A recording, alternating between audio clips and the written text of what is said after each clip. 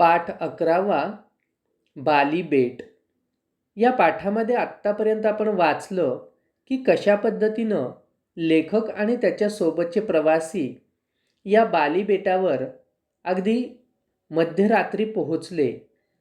त्या ठिकाणी सुहास्य वदनानं त्यांचं कशा पद्धतीनं स्वागत झालं हे सर्व आपण वाचलं.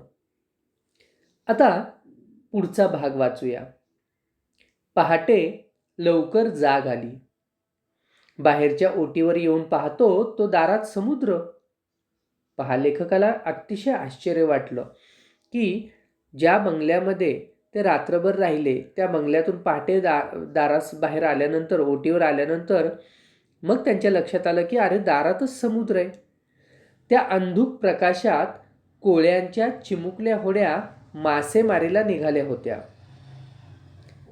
ओटीपुढच्या अंगणात मी फिरायला सुरुवात केली. या ठिकाणी पहा, त्याचं एक चित्र सुद्धा आपल्याला इथं दिलेलं दिसतंय. लेखकानं या ओटीपुढच्या अंगणामध्ये फिरायला सुरुवात केली आणि फक्त देवळातला पहाटेचा चौघडा वाजत नव्हता, एरवी थेट गोवे. म्हणजे लेखकाला बाली बेटावर गेल्यानंतर प्रकर्षानं आठवण झाली ती गोव्याची. फक्त फरक एवढाच की देवळातला पहाटेचा चौघडा तेवढा वाजत नव्हता. मी जनाची किंवा मनाची पर्वा न करता मुक्त आवाजात गायला सुरुवात केली.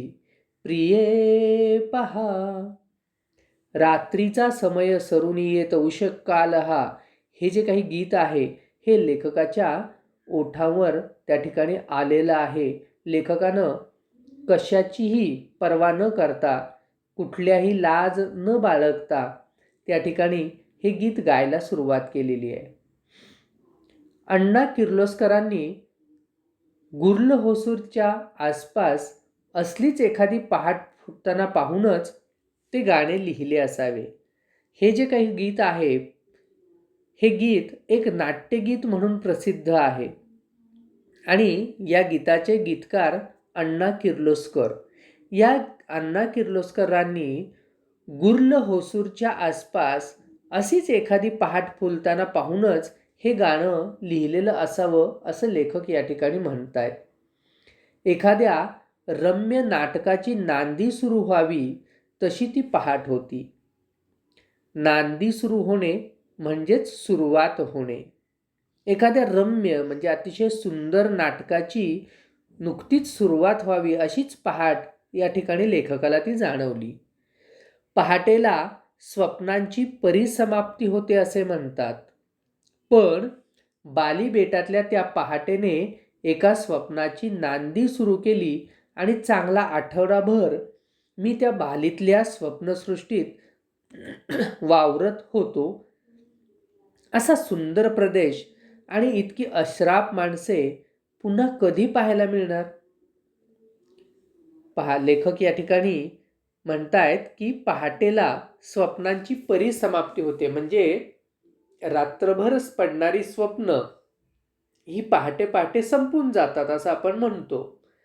पण बाली बेटावर गेल्यानंतर लेखकाला असं अनुभव आला की असं वाटलं की जणू त्या पहाटेला एका सुंदर अशा स्वप्नाची नांदी सुरू झालेली आहे. एक सुंदर असं स्वप्नच सुरू झालेलं आहे आणि पुढचा चांगला आठवडाभर लेखकानं त्या स्वप्नसृष्टीत वावरण्याचं भाग्य हे त्या ठिकाणी अनुभवलेलं आहे. असा सुंदर प्रदेश आणि इतकी अश्राप म्हणजे अतिशय भोळी, साधी, अतिशय प्रेमळ अशी माणसं पुन्हा कधी पाहायला मिळणार असं लेखक या ठिकाणी विचारतायत. इंडोनेशियावर डचांनी राज्य केले, पण बालीला मात्र कोणी बदलू शकले नाहीत. इंडोनेशिया हा जो देश आहे या देशावर डच लोकांनी सत्ता स्थापन केली होती. डचांनी त्या ठिकाणी राज्य केलं. ज्याप्रमाणे भारतावर इंग्रजांनी आपली सत्ता स्थापन केली तशी डच लोकांनी या इंडोनेशियावर आपली सत्ता स्थापन केली होती. पण बालीला मात्र कोणी बदलू शकलं नाहीत. कुणी म्हणतात डचांनी बालीचा म्युझियम पीस केला या बेटाचे प्रदर्शन मांडले. त्यांच्या चित्रविचित्र चाली तशाच ठेवल्या. टुरिस्टांचे आकर्षण कायम राहावे म्हणून असेलही कदाचित, पण जे आहे ते रम्य आहे, मनोहर आहे, निष्पाप आहे. पण आहे म्हणताना जीभ चाचरते, कारण सुधारलेल्या दुनियेकडून येणारे वारे बाली बेटावरून वाहू लागले आहेत. पहा, या ठिकाणी लेखक सांगतायत की कोणी असं म्हणतात की डचांनी बालीचा म्युझियम पीस केला, म्हणजे एक फक्त पर्यटन स्थळ किंवा या ठिकाणी काहीतरी वेगळं पाहायला मिळेल असं एक संग्रहालय, प्राणी संग्रहालय ज्याप्रमाणे असतं, म्युझियम ज्याप्रमाणे असतं, तसं जणू काही एक संग्रहालयच बनवलं. या बेटाचं त्यांनी प्रदर्शन मांडलं असं लोक म्हणतात. त्यांच्या चित्रविचित्र चाली तशाच ठेवल्या. या ठिकाणी बाली प्रदेशात असणारे जे लोक आहेत त्यांच्या ज्या काही चाली आहेत त्या तशाच ठेवल्या. आता टुरिस्टांचं म्हणजेच प्रवाशांचं, त्या ठिकाणी येणाऱ्या, जगभरातून येणाऱ्या प्रवाशांचं हे आकर्षण कायम राहावं म्हणून असेलही कदाचित, पण जे आहे ते रम्य आहे, मनोहर आहे, अतिशय सुंदर आहे, अतिशय मन मोहून टाकणारा आहे, निष्पाप आहे असं लेखक म्हणतायत. पण त्याचवेळी ते जाणीव करून देत आहेत की आहे म्हणताना जीभ चाचरते. म्हणजेच आता आहे असं आपण ठामपणे म्हणू शकत नाही, कारण सुधारलेल्या दुनियेकडून, जग आता सुधारलंय, त्याच्यामध्ये विज्ञानाचं वारं वाहू लागलंय आणि या सुधारलेल्या किंवा या विज्ञान जगतामध्ये वागणाऱ्या दुनियेतून येणारं वारं हे बाली बेटावरूनही वाहू लागलेलं आहे. म्हणजे काय तर जशा पद्धतीनं जगामध्ये इतरत्र बदल झाले तसेच बदल आता बाली बेटामध्येही होत आहेत असं लेखक म्हणतायत. कारण डोक्यावर विमाने घरघरायला लागली आहेत. रेडिओने त्यांना उरल्या जगाशी जखडले आहे. एखादा तंबूतला सिनेमाही फिरत असेल, शिवाय वर्तमानपत्रेही आहेतच. म्हणजे या सुधारलेल्या म्हणवल्या जाणाऱ्या जगातल्या ज्या ज्या गोष्टी आहेत त्या गोष्टीसुद्धा आता बालीमध्ये येऊ पाहत आहेत, येऊ लागलेल्या आहेत. डोक्यावर विमानं घरघरत आहेत, कुठं कदाचित एखादा सिनेमाही येत असेल, रेडिओ आहे, वर्तमानपत्र आहेत आणि यामुळं बालीसुद्धा आता उरलेल्या जगाशी जखडलं जात आहे असं लेखक म्हणतायत. म्हणजे ते आता स्वतंत्र राहू शकत नाही, तेही आता इतर जगाशी बांधलं जातंय अशी भावना या ठिकाणी लेखक बोलून दाखवतायत. हॉटेलातल्या त्या बगीच्यातून मी आणि माझी पत्नी नाटकातल्या बगीच्याच्या प्रवेशातून हिंडल्यासारखे हिंडत होतो. समुद्रकिनाऱ्याच्या इतक्या जवळ इतका गर्द बगीचा क्वचित पाहायला मिळतो. समुद्राच्या अगदी जवळ असणारा असाच सुंदर बगीचा अगदी कधीतरीच पाहायला मिळतो. माडा पोफळींच्या राया असतात, पण माड आणि पोफळींखेरीज इतर इतकी झाडे होती की काही वेळाने आम्ही त्या झाडांकडे पाहत नसून ती झाडेच ही कोण मंडळी आले आहेत म्हणून आमच्याकडे पाहतायत की काय असे मला वाटायला लागले. म्हणजे माड, पोफळी हे जे काही समुद्रकिनारी आढळणारी झाडं आहेत, ही झाडं सोडून इतरही इतकी झाडं होती की जणू काही लेखक असं कल्पना करतायत की आम्ही आता त्या झाडांकडे पाहत नाहीत, तर ती झाडंच आमच्याकडे पाहतायत आणि म्हणतायत, आपापसामध्ये बोलतायत की अरे ही कोण मंडळी आलेली आहेत, असं कुतूहलानं पाहतायत की काय असं या लेखकाला वाटायला लागलं. अशी लेखकानं कल्पना केली. मला अज्ञात असलेल्या फुलांनी बहरलेली ती रोपटी, अज्ञात असलेल्या म्हणजे माहीत नसलेल्या, लेखकाला अनेक रोपटी त्यातली, अनेक फुलं त्यातली माहीतच नव्हती, अशी माहीत नसणारी अनेक फुलं, या फुलांनी बहरलेली ती रोपटी. एखाद्या शिशुवर्गात शिरल्यावर तो वर्ग जसा काहीशा भीतीने आणि काहीशा गमतीने नव्या पाहुण्यांकडे पाहतो, तशी ती फुले आमच्याकडे पाहत होती. पहा किती सुंदर उपमा लेखकानं दिलेली आहे की एखादा शिशुवर्ग म्हणजे बालवाडीचा वर्ग, अतिशय छोट्या मुलांचा, पहिलीपेक्षा लहान असणाऱ्या मुलांचा वर्ग आणि त्या वर्गात एखादा पाहुणा शिरला की त्या वर्गातील मुलं थोडीशी काही भीतीनं आणि काहीतरी गमतीनं या नव्या पाहुण्याकडे पाहतात, अतिशय कुतूहलानं पाहतात. तशी ती फुलं लेखकाकडे पाहत होती अशी कल्पना लेखक या ठिकाणी करतायत. आम्ही पुढे सरकल्यावर त्यांनी एकमेकांकडे मिस्किलपणाने डोळेही मिचकावले असतील.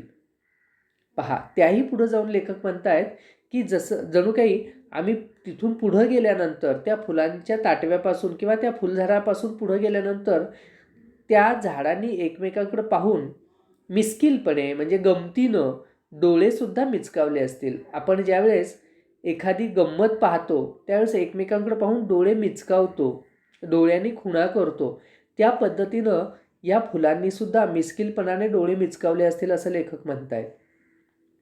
ती फुलबाग त्या भल्या पहाटे अगदी टवटवीत जागी होती. वेलींचेही अंग धुणे झाले होते, म्हणजे अंघोळ झालेली होती. वृद्ध वृक्षांचा समुदाय तेवढा अजून झोपेतल्या डुलक्या देत होता. म्हणजे या ठिकाणी लेखकानं या फुलझाडांना, या मोठ्या वृक्षांना अगदी माणसांच्या पंक्तीत आणून बसवलेलं आहे. माणसांप्रमाणे त्याचं वर्णन केलेलं आहे. पहा की फुलबाग भल्या पहाटे टवटवीत जागी झालेली आहे. वेलींचं अंग धुणं झालेलं आहे, म्हणजे अंघोळ झालेली आहेत. वृद्ध वृक्षांचा समुदाय तेवढा अजून झोपेतल्या डुलक्या देत आहे. काही जागी, काही झोपलेली अशी त्या सागर बीच हॉटेलातील ती बाग एखाद्या मुला माणसांनी, लेकी सुनांनी भरलेल्या नांदत्या गाजत्या एकत्र कुटुंबासारखी वाटत होती. पहा की त्यातली काही झाडं जागी आहेत, काही झोपलेली आहेत आणि अशी ती बाग एखाद्या मुला माणसांनी जसं घर भरलेलं असतं, लेकी सुनांनी भरलेलं नांदतं गाजतं घर असतं, त्या एकत्र कुटुंबासारखी ही बाग वाटत होती. आणि उणीव होती ती पहाटेचे मंगलपाठ म्हणणाऱ्या सृष्टीतल्या गाणाऱ्या भाटांची. लेखकाला या ठिकाणी एक उणीव जाणवते, एक कमी जाणवते. कोणती कमी? तर पहाटेचे मंगलपाठ म्हणणाऱ्या सृष्टीच्या गाणाऱ्या भाटांची. भाट म्हणजे विविध कवने किंवा मंगलपाठ म्हणणारे जे काही गायक असतात त्यांना भाट असं म्हटलं जातं. किंवा पूर्वी राजांच्या पदरी जे राजांची स्तुती करणारे गायक असायचे त्यांना भाट असं म्हटलं जायचं. तर असे पहाटेचे मंगलपाठ म्हणणारे भाट फक्त त्या ठिकाणी नव्हते, नाहीतर बाकी सर्व काही अगदी एखाद्या नांदत्या गोकुळासारखं जे घर असतं त्या घराप्रमाणे या ठिकाणी ती बाग लेखकाला वाटली आहे, भासली आहे. बाली बेटात जर मला कुठे शोधून सापडले नसतील तर ते पक्षी. इतक्या सुंदर बेटावर पाखरे का नसावीत? पहा, या ठिकाणी ते भाट म्हणजे कोण? तर लेखक म्हणतायत ते पक्षी. इतक्या सुंदर बेटावर पक्षी मात्र लेखकाला पाहायला मिळाले नाहीत, दिसले नाहीत. का नसावेत बरं? त्या भाटांची उणीव मी माझ्या गाण्याने भरून काढत होतो. पक्षी नसल्यानं जाणवणारी जी काही उणीव आहे, त्यांचा किलबिलाट, त्यांचं सुंदर असं गायन, याची उणीव लेखक त्यांच्या गाण्यानं भरून काढत होते असं ते म्हणतायत. कदाचित त्या स्वरांनीच भयभीत होऊन तो पक्षीगण बेट सोडून त्या दिवशी बेपत्ता झाला असल्यास न कळे. त्यावर लेखक त्या स्वतःच्याच आवाजाची मस्करी करतायत, गंमत करतायत. ते म्हणतायत की कदाचित त्या आवाजानंच घाबरून ते पक्षी ते बेट सोडूनच बेपत्ता झाले का काय, कोणास ठाऊक. शाप संभ्रमातल्या पुंडरिकासारखा मजवरी तरु कुसुम रेणू वरुणी ढाळती म्हणत म्हणत माझ्या सहधर्मचारिणी समवेत मी त्या बागेतून हिंडलो.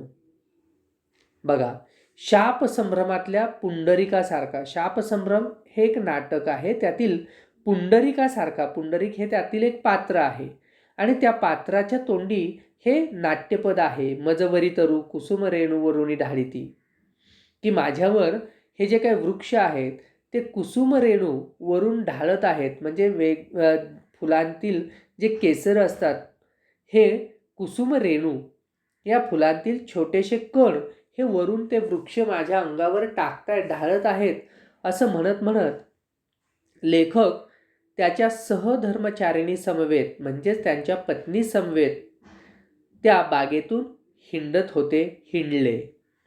बाली बेटावरच्या त्या पहाट वाऱ्याने आम्हाला पुरते झपाटले होते. त्या पहाटेचं जे काही सुंदर असं वारं आहे, ती सुंदर अशी वेळ आहे, यानं पुरतं झपाटलं होतं म्हणजेच वेड लावलेलं होतं, अतिशय आनंदित केलेलं होतं. पहाटेचे एकच सुंदर स्वप्न दोघांनाही एकदम पडले होते. पहा, आपण ज्यावेळी एखादं स्वप्न पाहतो ते स्वप्न फक्त आपल्या एकट्यापुरतं असतं. दुसरी व्यक्ती तेच स्वप्न त्याच वेळी पाहत नाही.